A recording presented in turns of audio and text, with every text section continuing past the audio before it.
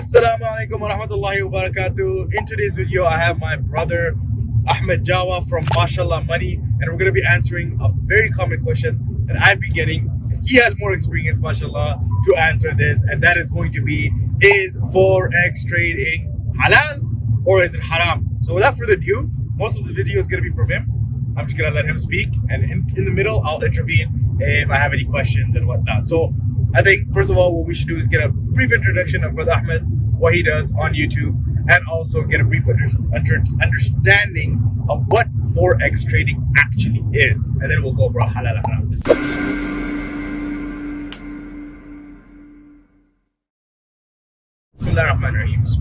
Assalamu alaikum, brothers. How is everybody? Hope you guys are doing good wherever you guys are. We're on a journey, so alhamdulillah, it's been going good so far. I do some work on Islamic finance, and on my YouTube I talk a little bit about how you guys can make mashallah money, in essence halal income sources, that means halal passive income, halal investments, halal trading, halal real estate, whatever it is. Also the halal mindset behind entrepreneurship, business, and making money. So Forex, and Brother Muhammad here was always asking me, what's going on with Forex market? So the technical elements of Forex is pretty much foreign exchange, and it's taking one currency for the trade of the other currency for greater global business and economics and transactions. It's a $5 trillion economy on a daily basis when it comes to transactions. So, I mean, when you look at it from technical perspective, when you go to another country, you take your Canadian dollars, you take your US dollars, you exchange it for whatever it is. If you're in Saudi, you exchange it for reals, and then you use that currency there.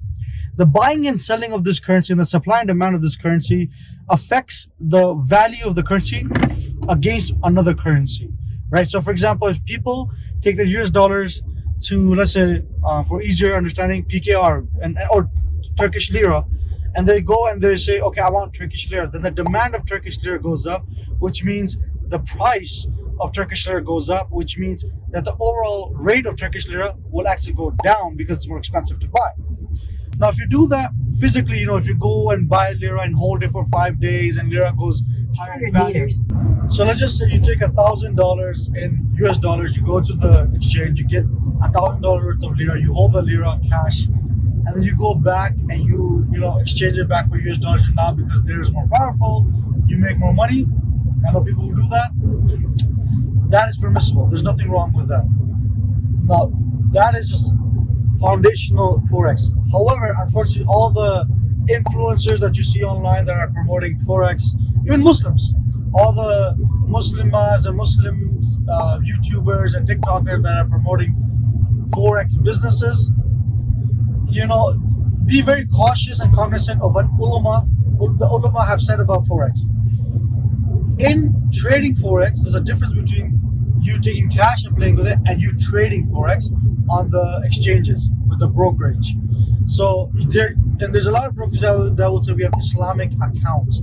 Unfortunately, majority of those accounts are just that they don't have overnight swap rates. Overnight swap rates is an interest, a riba, for overnight holding money. It's like the interest of you leveraging on a trade, and because it's been held overnight, you have to pay a small fee for it. So that's one of the reasons. They say, okay, no, we don't do that. They get over that hurdle. Then the second thing is, leverage. Fine. Then what they've done, they followed a Malaysian opinion on this, is that they don't go for 1 to 500, which is the leverage ratio. They do 1 to 50 leverage ratio. And on that, they don't charge interest. So then they're like, now it's halal. Okay. Now you made it halal from two perspectives. But the issue with the third thing is that, what about the element of how is the transactions being done? The transactions being done are done in a format of bunching. Okay, so you put in an order to sell JPY to USDT. I'm just telling you, it's like a ratio, right? It's one currency to another currency, buy sell. You sell it, but it doesn't get transacted that exact moment. It gets transacted as a forward contract, which is a derivative, and it gets transacted later on when they have a few similar orders together, and then they push it through all at once. let's just say you push that order in, and then you push the opposite order in right away. Technically speaking, you just sold something that you don't own. Now, in hindsight, you're like, Ahmed, it's only $100 of the transactions. It's not going to affect anybody. It's not going to affect the economy. Something that is poisonous, big quantities, is also poisonous in small quantities. Now, imagine if many people do that transaction and the market crashes, and they're like, well, we can't return you your money back. Now, people would argue with me, oh, Ahmed, that never happens. But then when it does happen, then everybody panics. Like the mortgage market, 2008. Everybody's like, oh, the market's not going to crash. Come on. But when it crashed, it was a severe thing. Everybody felt affected by it. So to protect us, Islamic finances, don't sell something that you don't own. So when you do the transaction, it's not actually being implemented. You have to actually wait usually one entire day or 2 days for that transaction to go through, and then do the opposite. Many of the halal brokerages are actually doing this right now, and they say they're permissible. What I've learned from the ulama and being in the Islamic finance world is that you have to take this thing very seriously. You do not agree that something is halal as a finance solution until there's at least 3 Islamic finance ulama or 2 Islamic finance ulama in the company who are auditing the day-to-day transactions of the company. And this is very important because many of these guys sometimes will get a fatwa from somewhere, and that ulama has only seen 1 or 10% of what's going on. But the truth of the matter is there's a lot more issues and a lot more things going on, so then that ulama doesn't know about it. So, but if there's an in-house council, a Sharia board, they can check these things out all the time. So there's that element. Now, from a technical format, Forex, there's nothing wrong with Forex. As I said to you, you can take cash, you can buy it, the cash. If you're not talking about the fiat entire reserve system, Yanni, we're going to go to a long debate of how the entire fiat system has riba linked with it. We're not talking about that. We're talking about cash. Can you trade on cash? Now, if you go grab those cash and you hold it in your pocket, you go the next 4 or 5 days later, you get a little bit more of the original currency, no problem.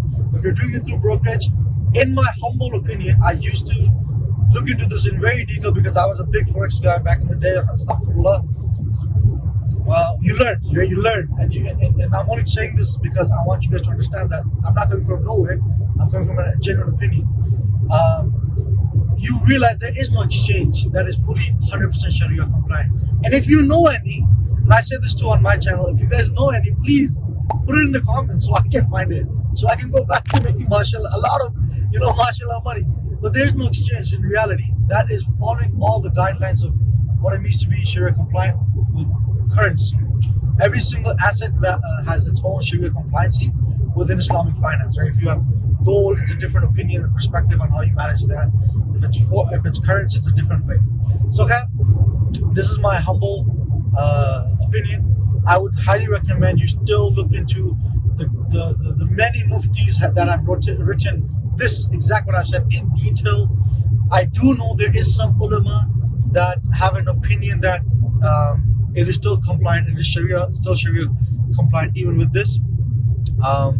So I mean, there's those two differences of opinion. My personal humble opinion is that either one that you take it seriously and you go into it with full knowledge.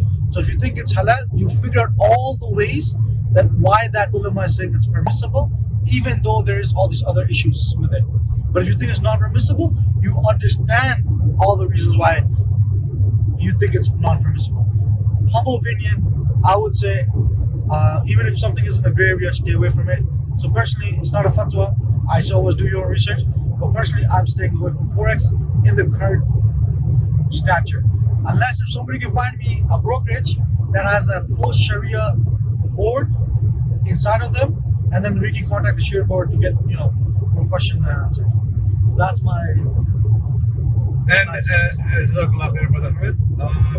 As Rasulullah Sallallahu Alaihi Wasallam said, when you have doubt in something, better to just completely eliminate it. And one way you can go about it too as well is that you can ask 3 scholars who are experienced in that area of whatever it is that you're questioning. And if 2 out of the 3 say, yes, you can do it, you can go ahead and do it. If at least 2 out of the 3 say, no, don't do it, then you don't do it. that's the next step that you can take after taking into account that Rasulullah sallallahu alaihi wasallam said that if you have doubt in something, don't do it. And look, we're here in this world very temporary and very short time, right?